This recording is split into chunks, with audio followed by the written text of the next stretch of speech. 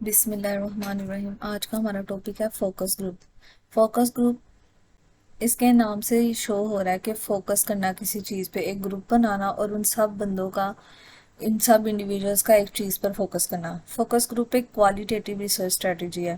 Qualitative और quantitative में difference हमें पता है कि क्वांटिटेटिव में हम कोई भी जब डाटा कलेक्ट करते हैं तो वो न्यूमेरिक फॉर्म में करते हैं, जैसे कि लोगों के रिस्पॉन्स रिकॉर्ड करते हैं और उनको फिर नंबर्स के थ्रू रेट करते हैं, ठीक है।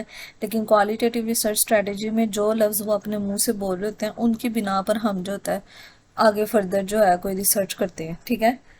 ज़्यादातर ये क्लिनिकल साइट पर, ठीक है, जैसे कि कोर्ट्स में, इस तरह की जगह पर हम focus qualitative research strategies use करते हैं।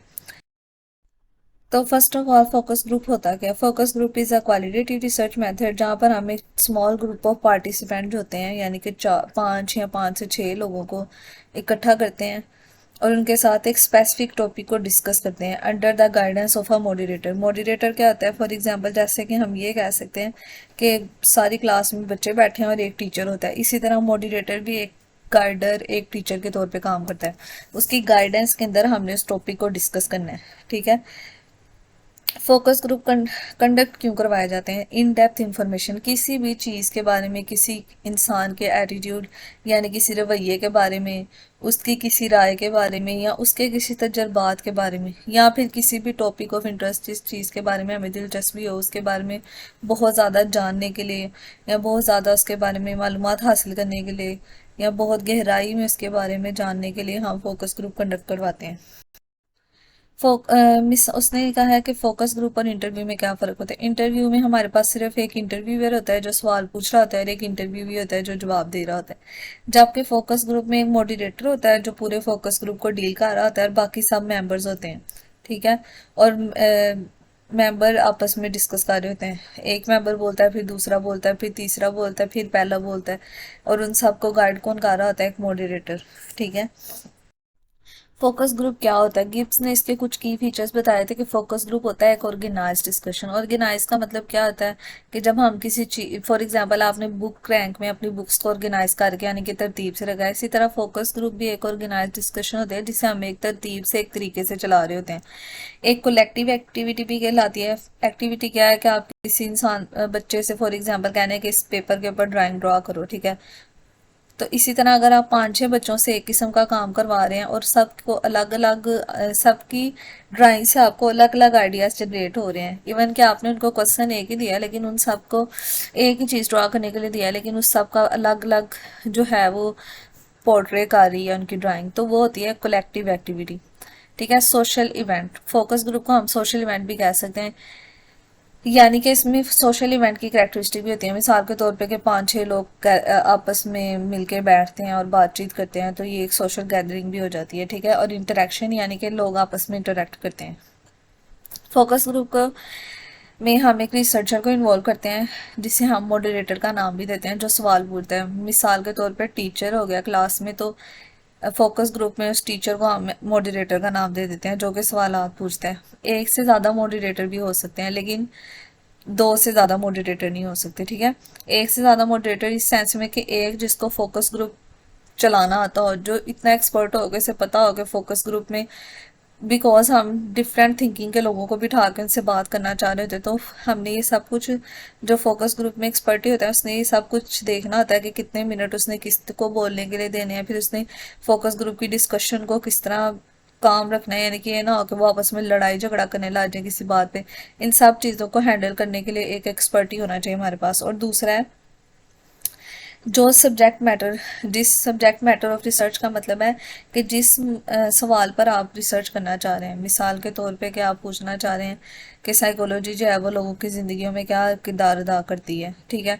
तो आपका सब्जेक्ट मैटर यानी कि जिसके बारे में आप डिस्कस करना चाह रहे हैं वो क्या है रिसर्च का, तो दूसरा बंदा उस चीज़ में एक्सपर्ट होना चाहिए। इसी तरह मल्टीपल इंटरव्यूज हो सकती हैं। मोस्टली जो है फोकस ग्रुप में 6 से 10 मेंबर तक पार्टिसिपेंट होने चाहिए, लेकिन जो है 6 बेस्ट होते हैं, ठीक है। 6 से ज़्यादा जो है फिर वो रेकमेंडेड नंबर वेरी कर सकता है, लेकिन 6 to 10 इज़ इनफ और बेस्ट फॉर फोकस ग्रुप। अगर आप ज़्यादा मेंबर्स के साथ डिस्कशन करना चाह रहे हैं तो आप जो है फोकस ग्रुप को 2 दफ़ा कंडक्ट करवा लें, लेकिन एक दफ़ा फोकस ग्रुप में 6 to 8 मेंबर से ज़्यादा मेंबर्स ना ऐड करें। उसकी भी बहुत से डिसएडवांटेजेस हैं, वो हम आगे डिस्कस करेंगे। फर्दर मोर फोकस ग्रुप जो होता है ग्रुप डिस्कशन से बहुत डिफरेंट होता है। ग्रुप डिस्कशन तो हम ऐसे ही 10-15 लोग बिठा लेंगे और उनसे आपस में डिस्कशन करने लग जाएंगे, तो ये ग्रुप डिस्कशन होती है। लेकिन फोकस ग्रुप में डिस्कशन जो होती है वो प्लान्ड होती है कि हमने कितने लोगों को बिठाना है, किस तरह के सवाल पूछने हैं, क्या क्या करना है, कहाँ बुलाना है। एंड स्टीयर्ड, स्टीयर्ड का मतलब कि जैसे हमने एक पाथ बनाया हुआ है कि इस पाथ पे ही हमने चलना है, और कंट्रोल होती है। ग्रुप डिस्कशन में कोई कंट्रोल नहीं होता, लेकिन जब फोकस ग्रुप में डिस्कशन होती है तो वो कंट्रोल्ड होती है किसके हाथों से? मॉडरेटर। यानी कि अगर आप अपनी सब्जेक्ट मैटर ऑफ रिसर्च, यानी कि जिस सवाल पर आप रिसर्च कर रहे हो उस बारे में आप उससे पूछ रहे हो, लेकिन कोई भी बंदा उस सवाल से हटके किसी और बात की तरफ जा रहा है, तो मॉडरेटर उसको कंट्रोल करेगा, यानी कि वापस उसकी तरफ लेकर आएगा, ना कि जो दूसरे मेंबर हैं वो उसको मना करेंगे ये सवाल तो इससे रिलेट कर रही ना, तुम क्यों कर रहे हो। मॉडरेटर का काम है कि उसने किस तरह से अपने ग्रुप को या उन सब मेंबर्स को कंट्रोल करना।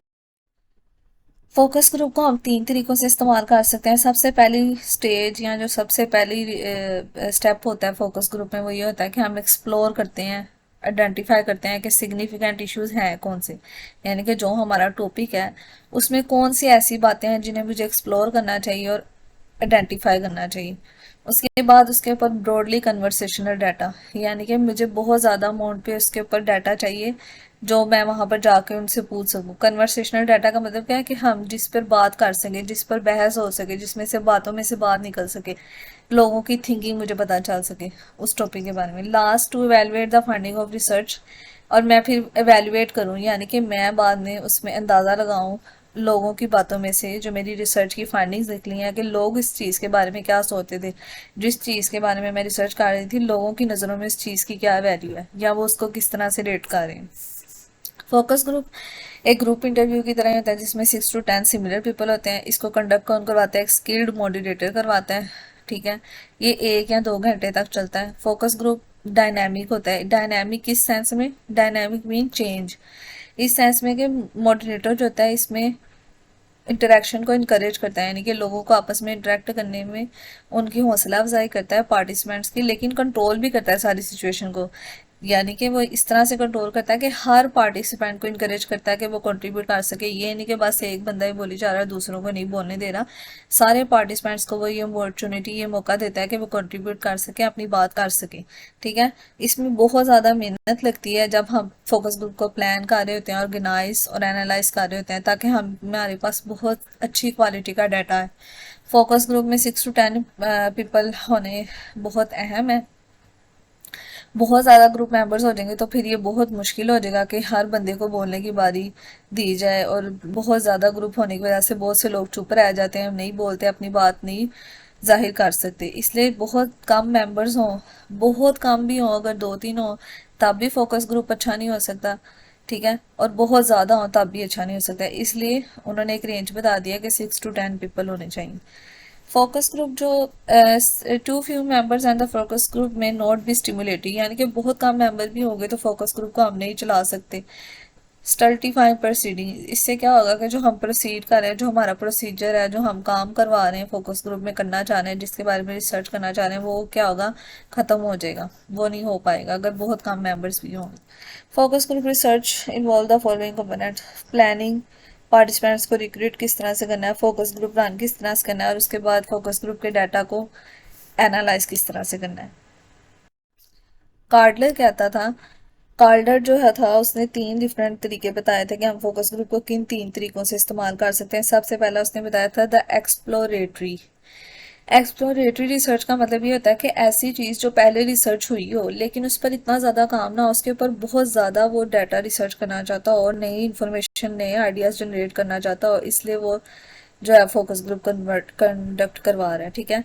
attempts to generate information and knowledge in a field which has previously been largely under research, यानी कि जो पहले बहुत ज़्यादा उस पर रिसर्च नहीं, अंडर रिसर्च का मतलब है कि उस पर बहुत कम थे की, बहुत कम काम हुआ है, और वो ये कोशिश कर रहा है कि वो उस पर नई इन्फॉर्मेशन जनरेट कर सके। इस it is a trawling approach, यानी कि ट्रोलिंग करना, हम लोगों को ट्रोल कर रहे हैं कि वो इसके बारे में क्या जानते हैं या इस फील्ड के बारे में उनके दिमाग में कोई नई आइडिया है तो हम उसको स्टडी करते हैं, ठीक है। द क्लिनिकल क्लिनिकल में अप्रोच में जो ट्रेंड एनालिस्ट और एक्सपर्ट होते हैं ना, यानी कि जो क्लिनिकल साइकोलॉजिस्ट होते हैं या जो फिजिशियन होते हैं, जो डॉक्टर्स होते हैं, कुछ भी कोई भी एक्सपर्ट होते हैं, वो ये देखने की कोशिश करते हैं कि लोग ऐसा करते हैं लेकिन क्यों करते हैं, ठीक है। फिनोमेनोलॉजिकल फील्ड, इसमें जो फोकस ग्रुप को हम लोगों के पॉइंट ऑफ व्यू से देखते हैं, यानी कि हमारे जो हम चीज़ों को देखते हैं कि लोग इसके बारे में क्या सोचते हैं, हमारे माशरे में जो लोग रहते हैं वो इस चीज़ के बारे में क्या सोचते हैं, बहुत बड़े पैमाने पे जाकर जब हम रिसर्च करते हैं तो उसे कहते हैं फिनोमेनोलॉजिकल रिसर्च। इसमें रिसर्चर मुख्तलिफ किस्म के लोगों से मिलता है और जज करता है कि वो इस चीज़ के बारे में क्या सोचते हैं। यहाँ पर हमने कुछ किस तरह से फोकस ग्रुप को कंडक्ट करवा सकते हैं उसके कुछ स्टेप्स हमने ग्राफिकली यहाँ पे प्रेजेंट किए हैं। नेक्स्ट हम इन सब स्टेप को डिटेल में डिस्कस करेंगे। सबसे पहले अगर स्टडी को किस तरह से प्लान करना है, उसके बाद हमने किस तरह से पार्टिसिपेंट्स को चूज करना है जो हमारे ग्रुप में काम करेंगे, ठीक है, जो हमारे ग्रुप में ऐड होंगे। उसके बाद थर्ड स्टेप के ग्रुप स्ट्रक्चर को हमने किस तरह से मेंटेन करना है। उसके बाद हमने ये सोचना है कि प्लान करना है कि कितने फोकस ग्रुप होने चाहिए। उसके बाद हमने ये प्लान करना है कि किस तरह के सवाल हमने पूछने हैं या कब पूछने हैं, किस टाइम पूछने हैं, और लास्ट के कौन से ऐसे काम है जो मॉडरेटर करेगा। तो हमारा सबसे पहला स्टेप है प्लानिंग द स्टडी, कि हमने अपनी स्टडी को प्लान कैसे करना है। उसमें सबसे पहले हमारी रिसर्च प्रॉब्लम है, यानी कि मेरा सवाल क्या है जिसके बारे में मैं जानना चाह रही, सीक्स टू एलिमिनेट, यानी कि जिस सवाल को मैं जानना चाह रही, जिसके बारे में, जिस पर किन चीज़ों पर रोशनी डालना चाह रही। इसमें आप कोई भी क्वेश्चन ले सकते हैं, वो आपकी रिसर्च स्टडी से रिलेटेड होगा। जैसे फॉर एग्जांपल कि मैं ये क्वेश्चन करती हूँ कि जो कोविड-19 के सर्वाइवर्स थे वो कैसा फील करते थे, तो उसके लिए फिर मुझे कोविड-19 के सर्वाइवर्स रिक्वायर्ड होंगे, और उसके अलावा मैं फिर उनसे जो सवाल पूछूंगी वो सारा कुछ, ठीक है। The factor leading to the study being commissioned, यानी कि कौन कौन से फैक्टर्स हैं जो मेरी स्टडी को लेट कर रहे हैं, ठीक है, यानी कि मेरी स्टडी में किन किन फैक्टर्स को डिस्कस करना ज़रूरी है। फॉर एग्जांपल अगर कोई स्टूडेंट फैक्टर है, इसमें मैं ये अगर मैं स्टूडेंट्स को डिस्कस कर रही तो वो एक क्लास एक्सरसाइज को लेके भी कर सकती हूँ, कोई प्रोजेक्ट दे के भी कर सकती हूँ, कोई डाइजर्टेशन फॉर एग्जांपल, जैसे हम कोई भी एक्टिविटी दे देते हैं किसी को, ठीक है, या जो फॉर एग्जांपल रिसर्च प्रोजेक्ट होते हैं, जैसे किसी की डिग्री का पार्ट होते हैं रिसर्च प्रोजेक्ट्स, फॉर एग्जांपल आप लोग थीसिस करते हैं, ठीक है, यहाँ क्लिनिकल केस रिपोर्ट्स बनाई जाती हैं, तो वो रिसर्च प्रोजेक्ट्स होते हैं हमारी स्टडी के, और उसमें भी हम फोकस ग्रुप कंडक्ट करवाते हैं अगर हम क्वालिटेटिव रिसर्च कर रहे हैं। इसी तरह डिफरेंट टाइप ऑफ स्टडी की डिमांड्स के अकॉर्डिंग हम डिफरेंट किस्म के जो हैं रिसर्च क्वेश्चन जो हैं, वो रिसर्च प्रॉब्लम जो हैं उन्हें प्लान करते हैं और अपनी स्टडी को प्लान करते हैं।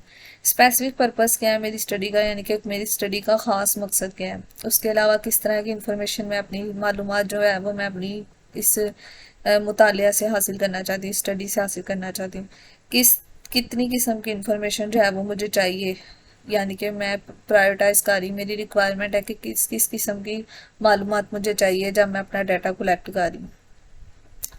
The person who found the information to be collected, ठीक है, और कौन से ऐसे लोग हैं जिनसे मैं अपनी मालूमात हासिल करना चाहती हूँ, और उसके बाद मैं उस इंफॉर्मेशन के साथ क्या करूँ, what will be done with the information. Optimal group participant, अब मैंने पार्टिसिपेंट को किस तरह, ऑप्टिमल का मतलब होता है फ्रूटफुल, जो मेरी स्टडी के लिए अच्छे साबित होंगे, जिनका मुझे फ्यूचर में कोई फ़ायदा होगा, उन ग्रुप्स को मैंने पार्टिसिपेंट्स को मैंने सिलेक्ट करना है, उन लोगों को। आस्क योर सेल्फ, यानी कि आपने सबसे पहले खुद उस पार्टिसिपेंट से पूछना है ये सवाल कि आपका ऐसा क्यों, आपको ये क्यों लगता है कि आपने इस स्टडी में क्यों हिस्सा लिया, ठीक है, उस आपने ये क्यों इंश्योर किया, आप इस बात पे क्यों एग्री हुए कि आपको इस स्टडी में पार्ट लेना चाहिए, ठीक है।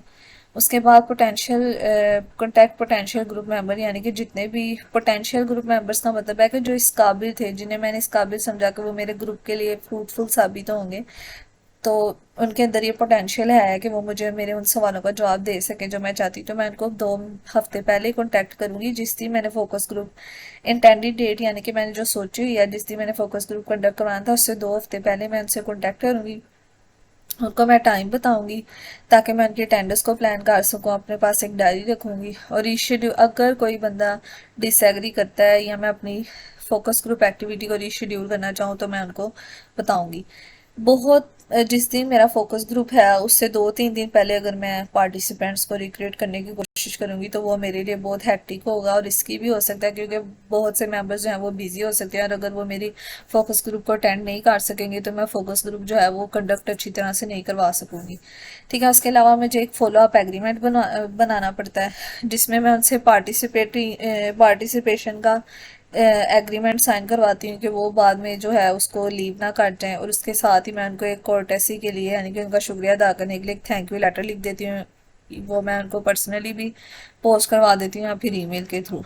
ठीक है, उसके बाद मैंने पार्टिसिपेंट को एक टेलीफोन कॉल भी देनी है कोर्टेसी में, यानी कि उनकी इस बात का शुक्रिया अदा करने की, उनकी मेहरबानी करने के लिए कि वो मेरी स्टडी में पार्टिसिपेट कर रहे हैं, इसलिए मैं उनको रिस्पेक्ट दे रही हूँ। और मैं फोकस ग्रुप जिस दिन कंडक्ट करवाना है उससे 1-2 दिन पहले उनको एक कॉल करूँगी कि चेक करने के लिए कि वो मीटिंग में आ भी सकते हैं, यानी कि कोई मसला तो नहीं हो गया उनको, या फिर एक रिमाइंडर के तौर पर भी मैं उनको कॉल कर सकती हूँ। उसके अलावा मैंने consider the convenience of study of your study for potential participant rather than yourself, यानी कि आपने हमेशा जब भी फोकस ग्रुप कंडक्ट करवाना है तो आपने अपने पार्टिसिपेंट की कन्वीनियंस को देखना है rather than कि अपनी के मैं इस दिन इजी हूँ तो सब इस दिन आए। नहीं, आपने ये देखना है कि जो लोग आपकी स्टडी में पार्ट ले रहे हैं उनके लिए क्या डे इजी रह रहा है, फिर आपने शेड्यूल करना है अपने फोकस ग्रुप को। ठीक है, तो वो आपके पार्टिसिपेंट जो हैं उनके लिए इजी होगा कि वो इजीली इसको अटेंड कर सके, और ऐसी लोकेशन को चूज़ किया जाए जो कि पार्टिसिपेंट के लिए कन्वीनियंट हो। बहुत दूर दूर जाकर लेंथी जर्नीज यानी कि लंबे सफ़र के बाद अगर वो आएंगे तो वो उनके लिए इतना अच्छा नहीं होगा, यानी कि वो इतना हैप्पी फील नहीं करेंगे एज़ कम्पेयर टू कि अगर आप उनको कोई कन्वीनियंट लोकेशन पर बुला के उनके साथ फोकस ग्रुप कंडक्ट करवा लें जो उनके लिए ईजी हो। उसके बाद आपने बेस्ट पर्सन को चूज़ करना है कि जो इनविटेशंस बनाए, यानी कि इनविटेशन इस तरह से होने चाहिए कि वो नेचुरल लगे कि रिसर्चर जो है वो बहुत बहुत दिल से उनको बुला रहा है कि लोगों को इनवाइट कर रहा है कि वो आके पार्टिसिपेट करें। There are circumstances in which someone else might do a better job, यानी कि अगर कोई इंसान ऐसा काम इस तरह का इनविटेशन बनाना चाहिए कि आप यहाँ पर मेरे लिए बहुत अहमियत रखते हैं, यानी कि आपके काम से या आपके यहाँ पर आने से हमें बहुत फ़ायदा होगा। उनको ऐसा हमने शो करवाना है कि वो हमारे लिए वो उनकी जो इम्पोर्टेंस है, यानी कि उनकी वहाँ पे प्रेजेंस हमारे लिए कितनी अहमियत रखती है। पर्सनल कॉन्टैक्ट्स जो हैं वो ज़्यादा इफेक्टिव रह जाते हैं, यानी कि एज़ कम्पेयर टू कि अगर हम किसी लोकल पर्सन को कहें कि वो बहुत ज़्यादा कोरेक्टेड करे, इससे बेहतर यह है कि हम खुद जिनको पर्सनली जानते हैं उन्हीं लोगों को आगे कहें कि वो किसी पर्सन को हमें रेफ़र करें। इससे हमें जो है this also help establish your bonafides as a researcher, यानी बोनाफाइड रिसर्चर वो होता है कि जो दूसरों को बेनिफिट दे। ऑप्टिमाइजिंग द ग्रुप स्ट्रक्चर, अब मैंने ग्रुप का स्ट्रक्चर किस तरह से डिज़ाइन करना है। इसमें सबसे बेसिक रूल ऑफ थंब ये होता है कि इसमें हमारे पास सिमिलर पीपल होना है। Similar people in a sense के जो इक्वल स्टेटस के हों, ये ना हो कि कुछ हाई स्टेटस के लोग आ गए कुछ लो, तो सम टाइम ये भी फैक्टर्स आ जाते हैं कि जो हाई स्टेटस के लोग होते हैं उनकी वजह से लो स्टेटस के लोग जो हैं वो बहुत सी ऐसी बातें हैं जो वो नहीं बोल पाते, इससे हमारे पास क्वालिटी डाटा नहीं आएगा। फोकस ग्रुप में हमारे मिसाल के तौर पर इसने यहाँ पे एग्जांपल दिया है सुपीरियर और सबऑर्डिनेट्स। अगर हम इस तरह के लोगों को हायर करेंगे, 2-3 सुपीरियर आ गए 2 सबऑर्डिनेट्स आ गए, तो वो इम्बैलेंस जो होगा ना ग्रुप स्ट्रक्चर हो जाएगा।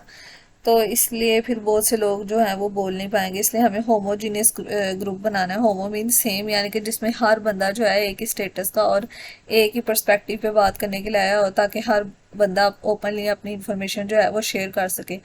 ये बहुत डिफ़िकल्ट हो जाता है अगर हम एक होमो हेट्रोजीनियस डायमेंशन बना दें अपने ग्रुप में कि कुछ हायर लोग बुला लें कुछ लोअर बना लें। ठीक है, अगर हम इधर भी यही बात उन्होंने कही है कि अगर हम अपेरेंटली सुपीरियर स्टेटस के लोग बुला लेंगे तो वो खुद ब खुद जो ग्रुप है ना वो डेफर हो जाएगा, यानी कि डिफ्रेंशिएट करने ला जाएंगे मेंबर्स जो हैं।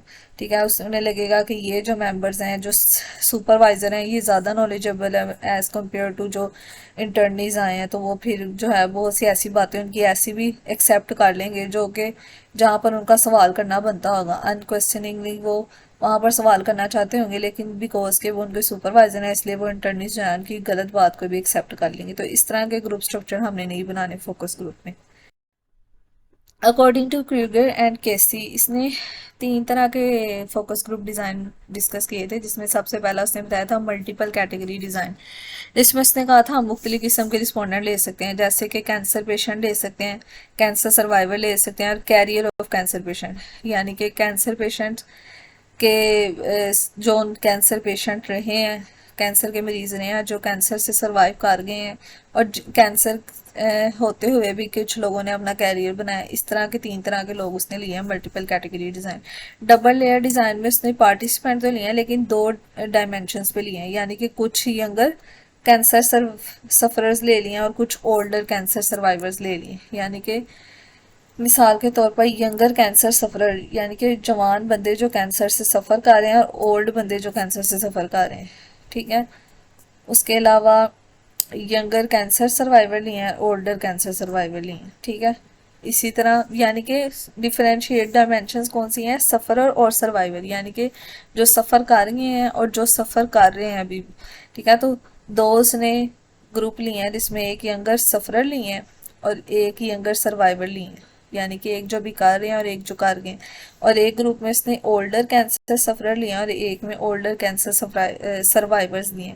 इस तरह से 2 से 3 जो है वो फोकस ग्रुप या 2 से 3 कैटेगरीज में उनको डिवाइड कर लेना है। ब्रॉड इन्वॉल्वमेंट डिज़ाइन में इसने बहुत ब्रॉड रेंज में हम ना जो होते हैं ग्रुप्स ले लेते हैं, जिनमें हर बंदे की एक ही आवाज़ होती है। मिसाल के तौर पर हर बंदा एक बात पे डिस्कस करना चाह रहा होता है। मिसाल के तौर पर जो नेबरहुड में झगड़ा हो गया, नेबर डिस्प्यूट का मतलब, यानी कि उसमें फिर पूरी सोसाइटी का ही रोल आ जाता है। तो उसमें वो मीडिएटर्स लेते हैं जो लोकल अथॉरिटीज़ के, यानी कि वहाँ के जो लोगों ने हायर किए होते हैं कि जैसे ये हमारी बात के लिए बोलेगा, जैसे मोहल्लों में काउंसलर वगैरह होते हैं, इस तरह पुलिस को इन्वॉल्व करते हैं। पीपल विद डिफिकल्ट नेबर, यानी कि और भी उन लोगों को इन्वॉल्व करते हैं जिनको अपने नेबर्स की वजह से तंगी हो रही होती है, या उन नेबर्स को जिनको कोर्ट लेके गई होती है, कोर्ट लेके जाया जाता है अथॉरिटीज़ की तरफ से, या फिर officers of the local authority, यानी कि उस अथॉरिटी जहाँ पर वो रह रहे हैं तो वहाँ के जो ऑफिसर्स हैं उनको इन्वॉल्व करते हैं। यानी कि एक मोहल्ले में झगड़ा हो रहे हैं, उसकी वजह से कितनी लोगों को उसमें इन्वॉल्व करना चाहिए, उन सबको इन्वॉल्व करके स्टडी कर रहे हैं फोकस ग्रुप में, तो वो होता है ब्रॉड इन्वॉल्वमेंट डिज़ाइन। ताकि ये जज की इसमें उन्होंने ये एग्जांपल दिया, आप और भी अपनी यानी कि चॉइस पे, या आपको इससे अकॉर्डिंग जो चीज़ समझ आती है उसके बिना पर आप लोग डेली लाइफ की कोई भी एग्जांपल इन तीनों डिज़ाइंस में ऐड कर सकते हैं। जैसे कोविड-19 के पेशेंट्स की कर सकते हैं, डिप्रेशन की कैटेगरीज होती हैं उसके पेशेंट्स की कर सकते हैं।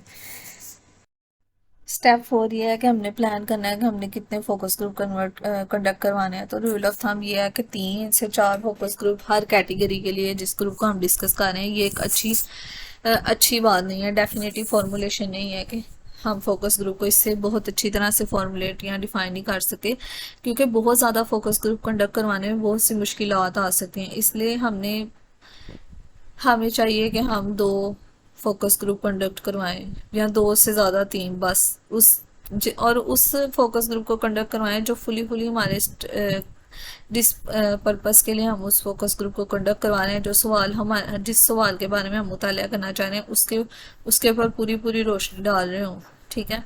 The saturation criterion must be appropriate, saturation mean balance रखना चाहिए हमने हर चीज़ को, तो फिर जो है हमारा जो वर्क है वो अच्छे तरीके से हो सकता है, अप्रोप्रिएट हो सकता है।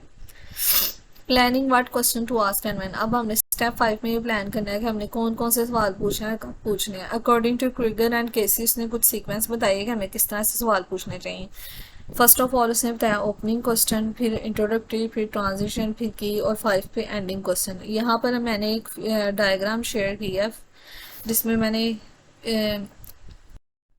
इन सवालों की कुछ एग्जांपल्स इलिस्ट्रेट किए हैं ताकि आप समझ सकें कि किस तरह के ये सवाल होने चाहिए। फर्स्ट ऑफ ऑल तो हमने उनका वेलकम करना है, जिसमें हमने उन्हें थैंक यू करना है कि आप लोग आए हैं, और उनको अपनी रिसर्च के बारे में थोड़ा सा बता देना है, ठीक है, और अपने बारे में थोड़ा सा बताना है कि मैं एक रिसर्चर हूँ। उसके बाद टॉपिक का ओवरव्यू बताना है बहुत थोड़ा सा ब्रॉड वे में कि हमारे ये जो फोकस ग्रुप है क्यों कंडक्ट करवाया जा रहा है, और ये टॉपिक इतना इंपॉर्टेंट क्यों है, और इसके बारे में और हमें क्यों जानना चाहिए।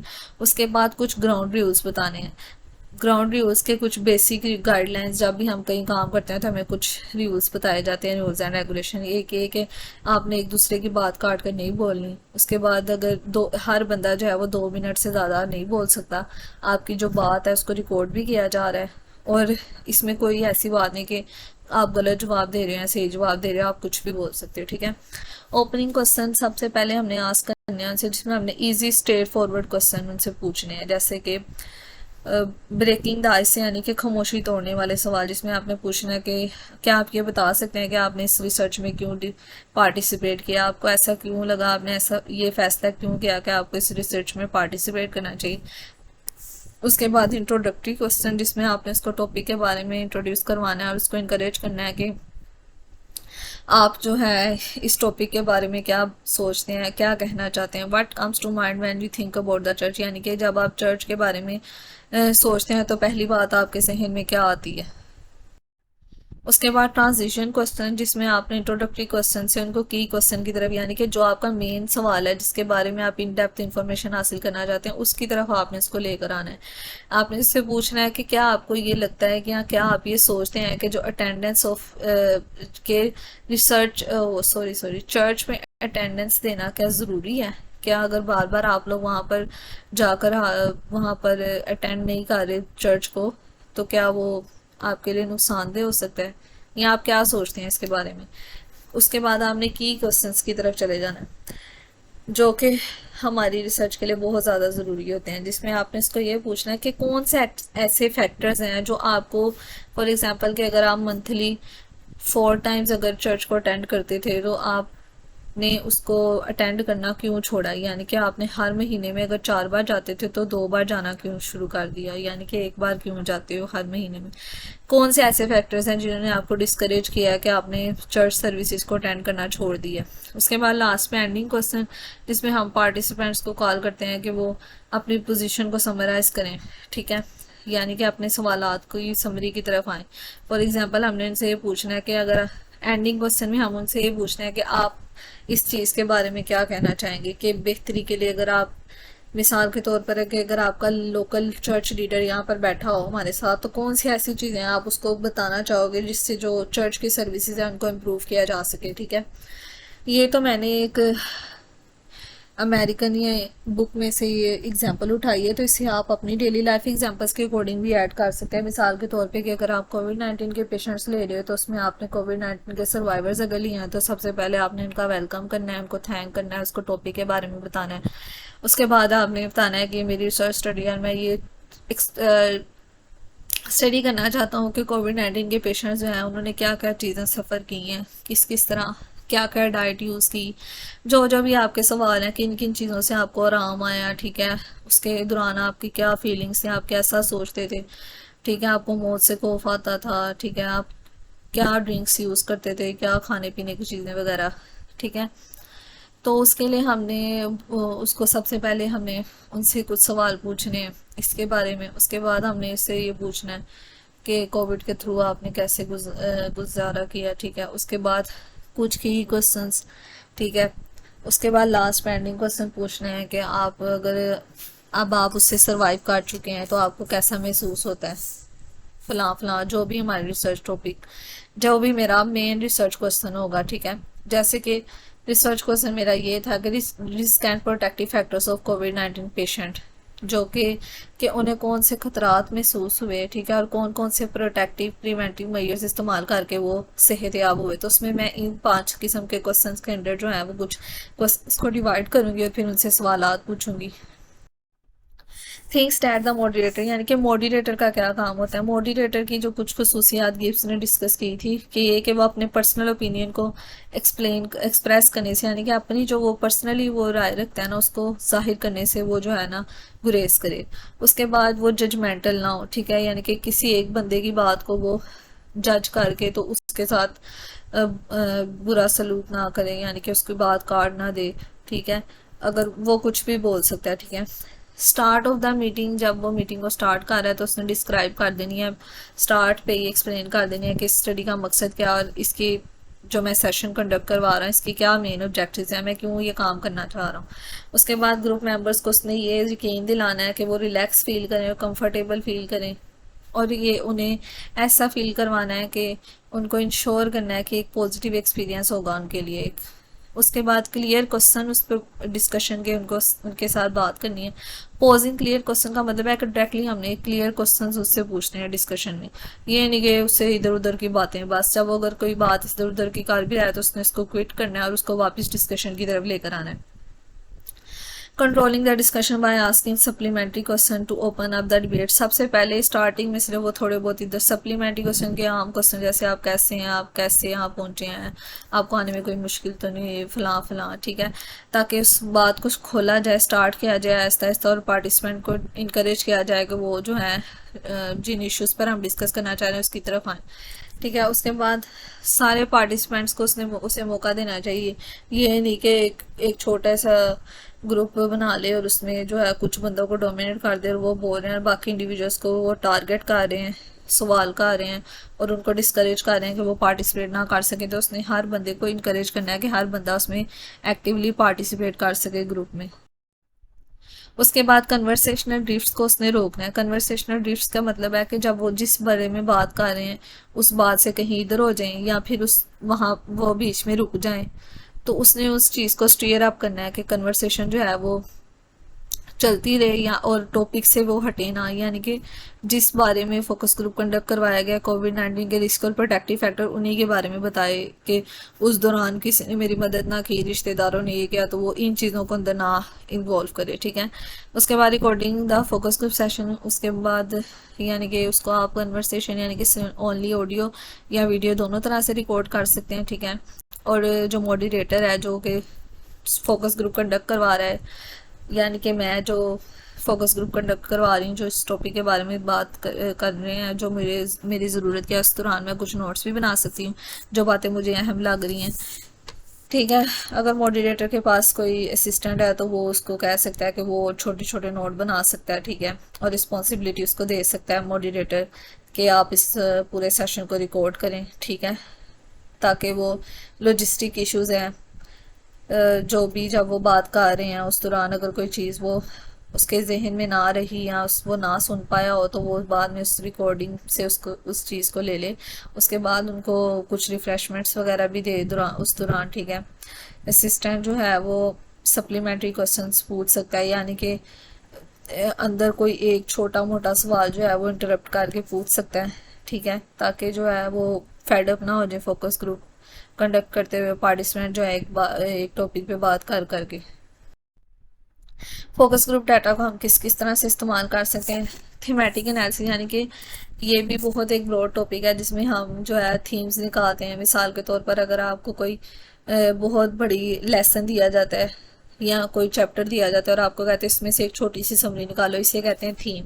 एंड ग्राउंडेड थ्योरी, दोनों तरह से हम इसमें से डाटा एनालाइज कर सकते हैं। ग्राउंडेड थ्योरी के हम उसके पीछे जड़ में चले जाते हैं कि ये चीज़ निकली कहाँ से।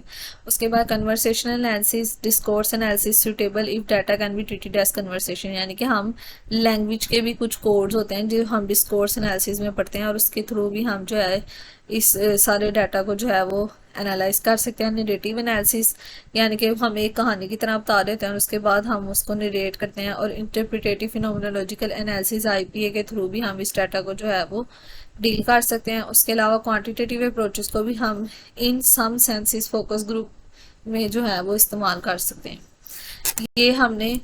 ये चारों जो कैटेगरीज हैं इसमें हम फोकस ग्रुप डाटा को जिसके भी थ्रू चाहिए ना एनालाइज कर सकते हैं। ये हमारे पे डिपेंड करता है कि हमने इसको किस मेथड के थ्रू एनालाइज करना है। फोकस ग्रुप से जितना भी मेरा डाटा कलेक्ट हुआ है, it depends on the researcher.